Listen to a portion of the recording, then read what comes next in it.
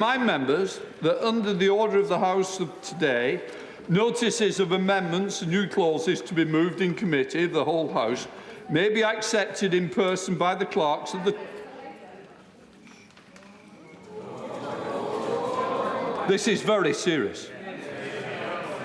In committee of the whole House and may be accepted in person by the clerks at the table in the chamber before the bill has been read a second time. The deadline for amendments to be tabled in this way is 12 noon.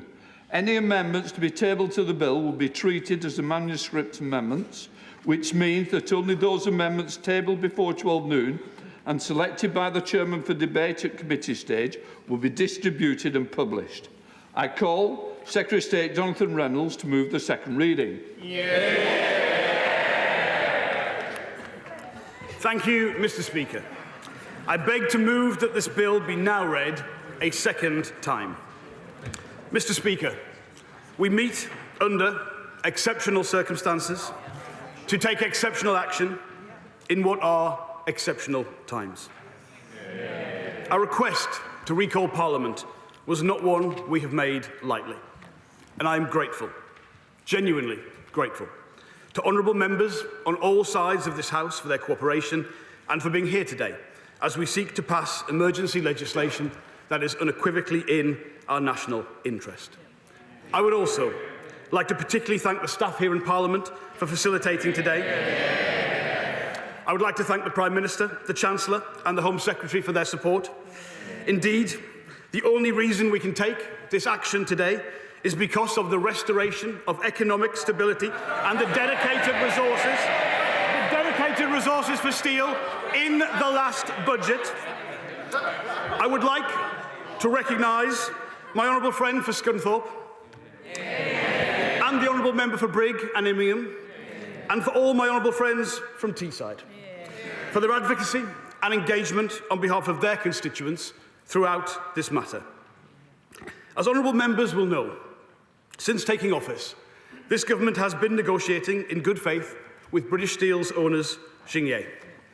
We have worked tirelessly to find a way forward, making a generous offer of support to British Steel that included sensible, common-sense conditions to protect the workforce, to protect taxpayers' money, and create a commercially viable company for the future. Despite our offer to Xingye being substantial, they wanted much more, frankly, an excessive amount. We did, however, remain committed to negotiation. But over the last few days, it became clear that the intention of Xingye was to refuse to purchase sufficient raw materials to keep the blast furnaces running. In fact, their intention was to cancel and refuse to pay for existing orders. The company would therefore have irrevocably and unilaterally closed down primary steelmaking at British Steel. Now, I want to make absolutely clear that separate to any conversation about a possible deal to co-invest in new facilities, the British government offered to purchase raw materials in a way that would have ensured no losses whatsoever for Xingye in maintaining the blast furnaces for a period of time. A counter-offer was instead made by Xingye for us to transfer hundreds of millions of pounds to them without any conditions to stop that money and potentially other assets being immediately transferred to China. They also refused a condition to keep the blast furnaces maintained and in good working order. Now, even if I had agreed to these terms, I could not guarantee that further requests for money would not then be made. In this situation, with the clock being run down, doing nothing was not an option. We could not, will not, and never will stand idly by while heat seeps from the UK's remaining blast furnaces without any planning, any due process, or any respect for the consequences. And that is why I needed colleagues here today. And I'll give way to the member for Brigg and Immingham, or I think the honourable member. Thank you. I thank the right honourable gentleman for giving way. It begins to sound, from what he has described, as though Xingye are trying to manoeuvre the government actually into a recompensed nationalisation. Will he make plain that in the event they try and manoeuvre us into a nationalisation, we'll pay not more than a penny for it? Well, I thank the honourable member for his question.